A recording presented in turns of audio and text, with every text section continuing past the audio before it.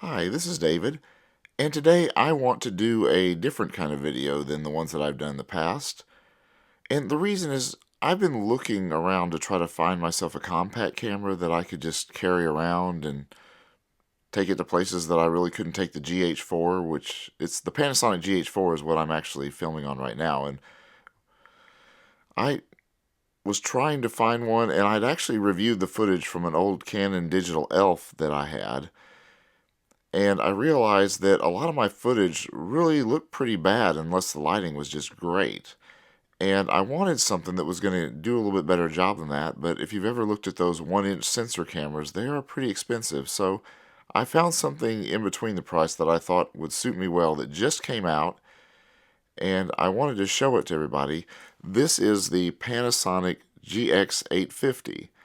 And given the fact that my main camera is a Panasonic GH4, it just made sense to have something from Panasonic to go with it.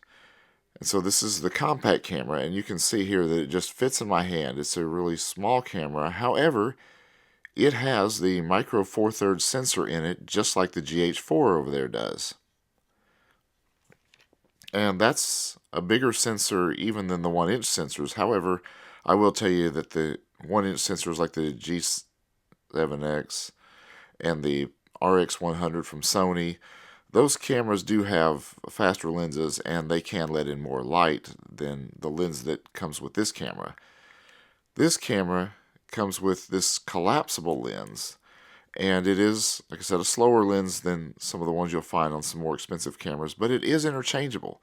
You can use any micro four thirds lens with this, but I really think it would be really awkward to use a really big lens, so if I want to use my bigger lenses, then I'm probably going to stick with the GH4, and we'll probably just stick with this for this camera. And the way this works is you have to, before you can use it, twist this out, and it kind of gives you a little click to let you know when you've got it to where you can use it. And if you don't extend it before you try to use it, the camera is actually going to remind you. It's going to say, please extend the lens, and it's not going to want to shoot. So you don't really have to worry about really messing up a shot because of this. But I like how it collapses. It has this little lens cap on it too, by the way. Because the way it collapses means that I can fit it in a coat pocket or even in a little case or something and carry it around much more easily than if I had one of those big lenses attached to it. This camera has a lot of the features that the Panasonic cameras have been known for, and that includes even the ability to shoot 4K video. Of course, I'm more of a video person, so that's really the part that I like, and this is actually a really good price for something that can shoot 4K. It even has the 4K photo mode, although I don't really know if I'm going to use that much. And it has a mode dial, but it actually does not have a dedicated video mode like the GH4 does. Now that could be an advantage in the fact that I can just have this on Intelligent Auto, be shooting pictures, and then just hit it to shoot video and I'll get 4K, whereas with the GH4 you have to put it in the movie mode or you can't shoot 4K. The disadvantage is that you can't really frame your shot until you've already started rolling the video, because the video does kind of crop in some, and without a movie mode you're not going to see it as well. But I haven't found that to be a really big problem. This camera does have a touch screen, just like my GH4 does, and the operation actually is quite similar, so I knew quite a bit about how to get through it already. And this screen does flip up, and that way you can use it to do selfies. And that's probably a big audience, like vloggers and people who want to shoot a lot of selfies, that Panasonic was aiming for with this camera. I will tell you that this build quality also is really solid. It is fairly lightweight, but it does have a little bit of heft to it. So it doesn't feel like it's just some kind of plastic toy made out of plastic that really should have gone on a McDonald's Happy Meal. No, not at all. This feels really good and solid. But there are some things that you would probably want to know about it if you were considering one of these cameras, and I want to make sure that I go over those. Because really I'm just trying to hit the high points here, because you can read a lot of the specs. And the first thing that I want you to know is that this uses micro SD cards instead of SD cards. And especially if you're going to shoot 4K, you are going to need a faster card, so chances are you're going to end up having to buy and have a little bit of extra expense with buying an SD card, micro SD card with this camera. The second thing is that the battery life is only rated for about 210 shots. And so the battery may not last a long time, and you may want to try to buy an extra battery. But one thing you've got to be aware of is that I have not, as of today, seen an external charger from Panasonic. This charges in the camera via USB, and that can be difficult keeping two batteries charged up because you can't use one and charge the other. Maybe there's some third-party chargers, I don't know, but extra batteries are available.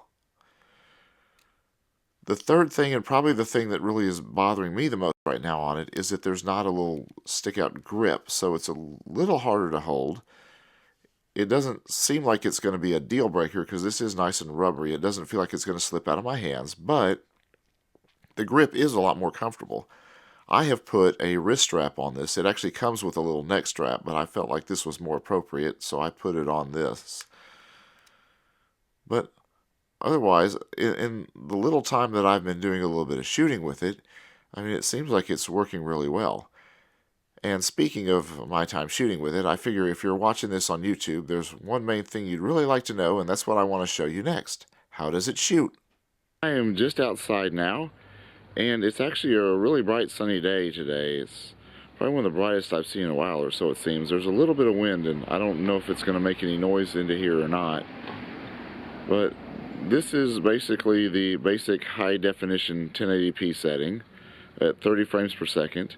And if you shoot high definition at 30 or 24 frames per second, you can actually shoot as long as you have battery and memory card with this camera. So I'm using the in-camera microphone also so that you can hear what this camera sounds like. But unlike the 1080p video, the 4K video is limited to a clip of 5 minutes long, and I'm not sure if this thing would let me just restart it again or not once I ran out of time. And what I really want to see how well it will do is if I shoot a bunch of repeated short clips, because usually that's what I do when I'm shooting 4K. If I need to do a lot of serious shooting, I would just use the GH4, so 5 minutes is really okay with me. And here is an indoor shot for you. I've got kind of some wacky lighting going on here because I've just got a big window behind the camera. But I am indoors, and you can see how it looks like from this perspective. Now, I'm going to show you a few more clips that I have here, and then at the end of the video I'm going to show some photos I took with it, because I know there are probably some people watching who would like to know what the photos look like. Oh, but first I'll do a low light test just so that you can see that, well, it doesn't do really great, but this is really low light that I'm using here. But Micro Four Thirds processors are not just really great low light cameras, but this will still probably do better than your much less expensive point and shoots. Now on for some clips.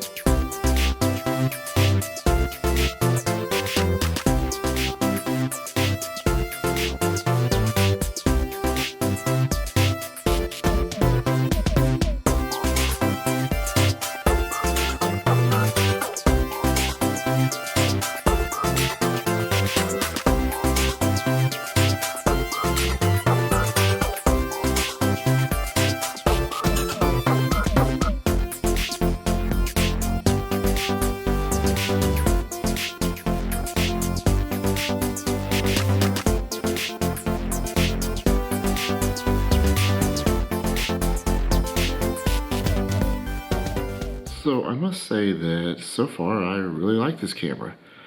It seems to take nice pictures, even though I've had a little bit of trouble with the focus. I think I can figure out how to get it working. It just usually takes me a little bit whenever I get a new camera. But the grip seems like it's going to be just fine. It just took a little bit of getting used to the smaller camera, and even the battery seems to have at least lasted well enough for something this size and for the way I intend to use it. I started shooting with this on a Saturday morning. It's now Tuesday, really didn't shoot Monday, and I'm just now at the point where I'm down to 1 bar. So hopefully it is going to be good enough, and I even shot a 15-minute straight clip during that time in high def that won't be part of this video, as well as a number of other clips besides the ones you saw. So it's not just those.